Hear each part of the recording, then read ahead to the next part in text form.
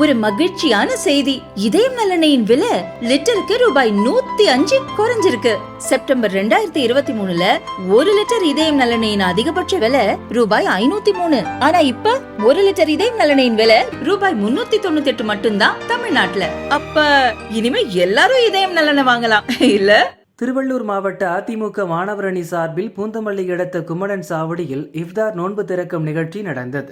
முன்னாள் அமைச்சர்கள் விஜயபாஸ்கர், பெஞ்சமின், அதிமுக அவைத்தலைவர் தமிழ்மகன் உசேன் ஆகியோர் நோன்பு திறந்து நலத்திட்ட உதவிகள் வழங்கினர். முடிந்து திருப்பி அடுத்த நோன்பு திறந்த உடனே அண்ணன் எடப்பாடி அவர்கள் தமிழகத்துடைய முதலமைச்சராக இருக்கிறார். எழுதி வைத்துக் கொள்ளுங்கள்.